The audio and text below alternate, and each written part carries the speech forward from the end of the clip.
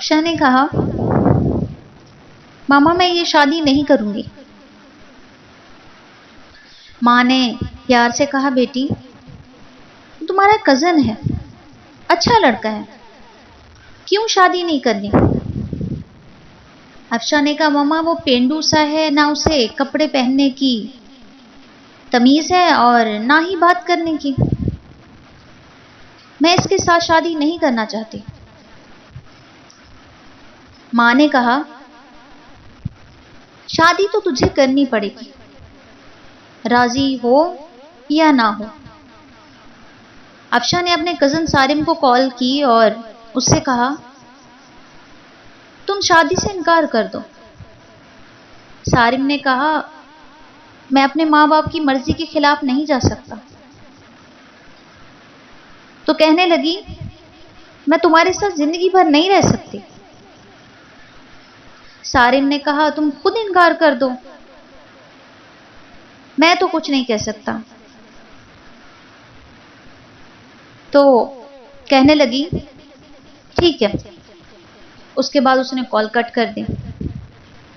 جب افشا کو ایسا لگا کہ میری شادی زبردستی کر دیں گے سارم کے ساتھ، تو اس نے خودکشی کرنے کی کوشش کی۔ گھر میں جتنی بھی ٹیبلٹس تھیں ساری کھا لی۔ اس کے بعد اسے فوراً سے ہاسپٹل لے جایا گیا اور ڈاکٹر نے معدہ واش کر کے اس کی جان بچا لی۔ افشا نے اپنی ماں کے سامنے ہاتھ جوڑے، ماما مجھ پر رحم کرو، میں اس جاہل انسان کے ساتھ نہیں رہ سکتی، اور وہ بھی گاؤں میں۔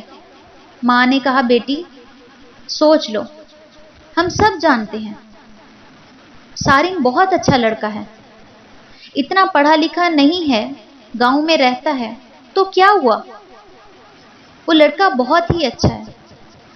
افشا کے نہ چاہتے ہوئے بھی اس کی شادی سارم سے کروا دی گئی۔ افشا نے بس سمجھ لیا کہ زندگی برباد ہو گئی ہے میری، سارے خواب خوشیاں جل کے راکھ ہو گئی ہیں، سب کچھ ایک جاہل انسان کے حوالے ہو گیا ہے۔ پہلی رات تھی۔ افشا نے سارم کو کہا تم مجھ سے شادی کرنا چاہتے تھے، شادی ہو گئی، لیکن مجھ سے دور رہو۔ سارم نے مسکراتے ہوئے کہا ٹھیک ہے، آپ اتنا غصہ نہ کریں۔ افشا نے کہا تم نے میری زندگی تباہ کر دی ہے۔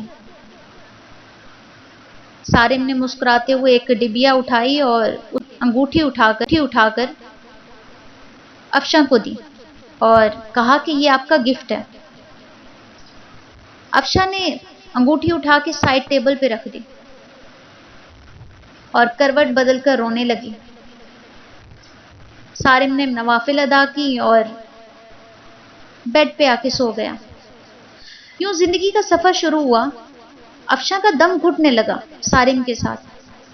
سارم دیکھنے میں خوبصورت تھا، بس زیادہ پڑھا لکھا نہیں تھا اور ڈیسنٹ سا بھی نہیں لگتا تھا۔ افشا ماڈرن تھی۔ صبح اٹھتے ہی افشا کا ماتھا چومتا سارم اور اس کے بعد ناشتہ بناتا۔ افشا کو غصہ آتا کہ یہ بندہ مجھے امپریس کرنے کے چکروں میں ہے۔ جب سارم کے ہاتھ کا بنا کھانا کھاتی بہت حیران ہوتی، اتنا مزے کا کھانا۔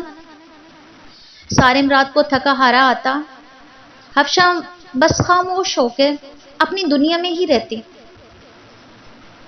سارم بھی افشا کو کچھ نہ کہتا، گھر آ کر کھانا بناتا، خود کھانا کھاتا اور اس کو بھی کھلاتا۔ افشا نہ تو گھر کا کوئی کام کرتی اور نہ ہی سارم کے کوئی کام کرتی۔ افشا کا دل پتھر کا تھا۔ سارم اپنے کام سارے خود کرتا اور گھر کا سارا کام بھی کرتا۔ سارم افشا کے ہر بے رخی کو چوم کر برداشت کرتا۔ افشا کو یوں لگتا تھا کہ اس بددو سا انسان میرے پلے پڑ گیا ہے۔ سارم چونکہ ایک مرد تھا، وہ عورت پہ ہاتھ اٹھانا مرد کی شان کے خلاف سمجھتا تھا، اور پھر اس پہ ہاتھ اٹھانا جو ہم سفر ہو۔ سارم نے ایک دن کہا افشا تم اپنا خیال کیوں نہیں رکھتی ہو؟ پاگل، دیکھو رنگ کتنا دھیما پڑ گیا ہے تمہارا۔ بال کتنے روکھے ہو گئے ہیں۔ سارم افشاں کے پاس بیٹھ گیا۔ 1 سال کے بعد سارم نے یوں افشاں کو چھوا تھا۔ افشاں کے بالوں میں آئل لگانے لگا۔ افشاں نے کہا چھوڑ دو مجھے۔ سارم نے کہا نہیں چھوڑوں گا۔ افشاں نے دھکا دیا، آئل سارم کے اوپر گر گیا۔ افشاں جانے لگی اٹھ کر۔ سارم نے بازو پکڑ کر اپنے پاس بٹھا لیا، مسکراتے ہوئے کہنے لگا یوں ایسے آپ کو نہیں دیکھ سکتا۔ افشاں نے کہا میرا بازو چھوڑو، مجھے درد ہو رہا ہے۔ سارم نے پاس بٹھایا اور آئل لگانے لگا۔ سر میں آئل لگایا اور اس کے بعد چہرے پہ سکرب کرنے لگا۔ افشاں خاموش بیٹھی رہی۔ سارم نے مسکراتے ہوئے کہا چڑیل جاؤ اب شاور لے لو، اور ہاں پنک ڈریس پہنو، میں تمہاری فیوریٹ بریانی بناتا ہوں۔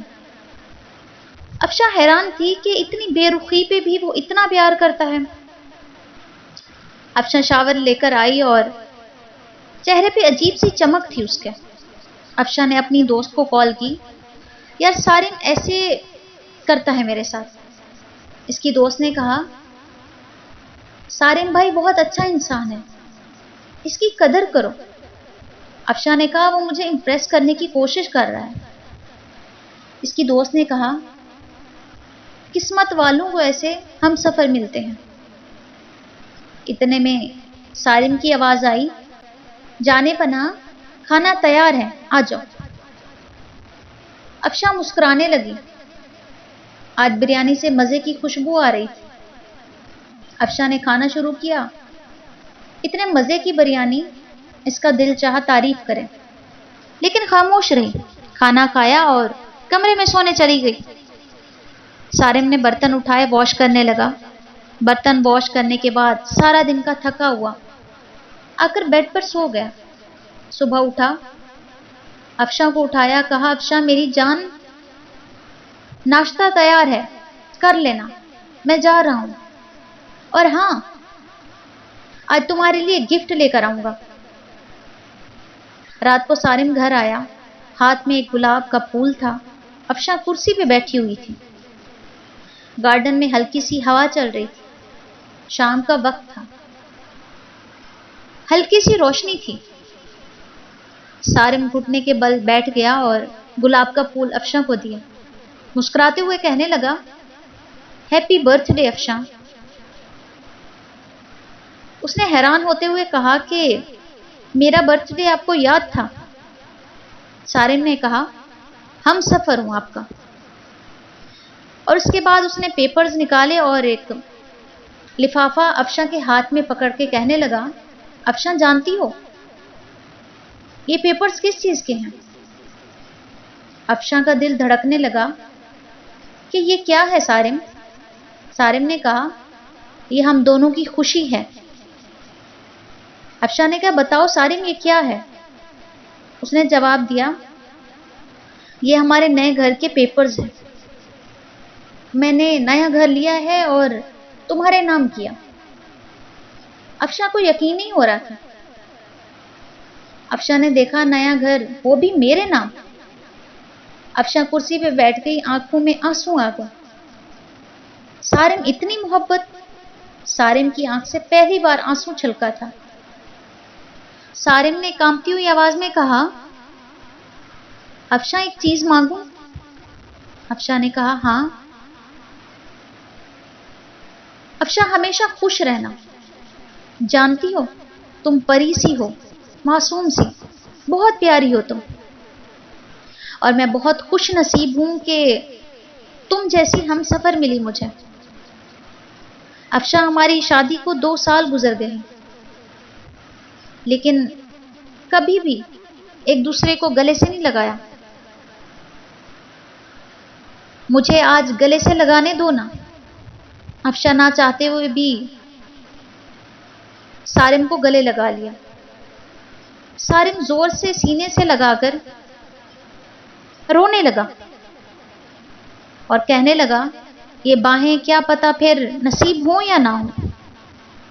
اتنا کہہ کر سارم کمرے میں چلا گیا۔ افشاں کو سمجھ نہیں آ رہا تھا کہ وہ سارم کو کیا سمجھی تھی اور کتنا اچھا انسان نکلا وہ۔ افشاں کا دل چاہ رہا تھا کہ سارم کی باہوں میں سما جائے، سارم سے بے پناہ محبت کرے۔ 2 سال وہ سارم کو اگنور کرتی رہی، پھر بھی وہ اسے چاہتا رہا۔ رات بھر افشاں خواب دیکھتی رہی، کل سارم کے لیے ناشتہ خود بناؤں گی، سارم کو اب دنیا کی ہر خوشی دوں گی اور اسے کبھی اداس ہونے نہیں دوں گی۔ رات بیت گئی، افشاں صبح اٹھی اور خوشی خوشی ناشتہ بنایا۔ سارم کے اٹھنے کا انتظار کرنے لگی، کافی ٹائم گزر گیا، سارم نہ اٹھا۔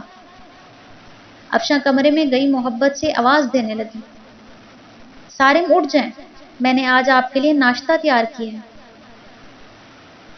سارم کروٹ لے کر سویا ہوا تھا۔ افشاں نے محبت سے سارم کو چھوا اور دیکھا سارم کا جسم ٹھنڈا ہو چکا تھا۔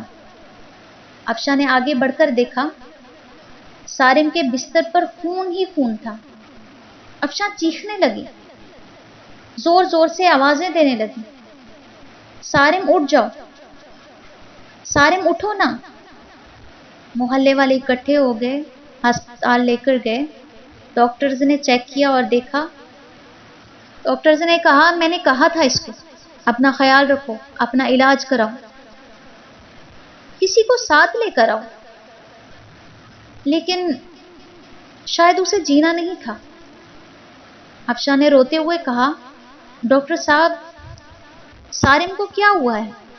ڈاکٹر نے ایک آہ بھری اور کہنے لگا، سارم کو پچھلے 1.5 سال سے بلڈ کینسر تھا، شاید اس کا خیال رکھنے والا کوئی نہیں تھا۔ مجھے اکثر کہتا تھا، ڈاکٹر صاحب میں کس کے لیے جیوں، کوئی نہیں ہے میرا گھر میں کوئی بھی نہیں ہے میرا انتظار کرنے والا، کوئی نہیں ہے جو مجھے محبت سے پوچھے دن کیسا گزرا، کوئی نہیں ہے جو مجھے کہے اب تھک گئے ہیں، چلو سر دبا دو۔ رات کو کمرے میں اکیلا درد سے تڑپتا ہوں، لیکن کوئی نہیں ہے مجھے پوچھنے والا۔ افشاں زمین پر گر گئی، سارم یہ کیا کر دیا تم نے؟ مجھے معاف کر دو، میں پاگل ہو گئی تھی، نہ جاؤ مجھے چھوڑ کر، سارم میں تمہارے بغیر مر جاؤں گی۔ سارم کی لاش سامنے پڑی تھی، جو زندگی میں شاید افشاں کی محبت کو ترستا رہا۔ افشاں سارم کے چہرے کو ہاتھوں میں لیے چیخ چیخ کر رو رہی تھی، لیکن شاید اب محبت کا وقت ختم ہو چکا تھا اور وہ ہمیشہ کے لیے آزاد ہو چکی تھی۔ کسی کو اتنا نہ ستاؤ کہ وہ مر جائے، اپنے ہم سفر کو سینے سے لگا کر ایک دوسرے کو گالی دینے کے بجائے ایک دوسرے سے محبت کرو، چھوٹی سی زندگی ہے، نہ جانے کب بچھڑ جائیں۔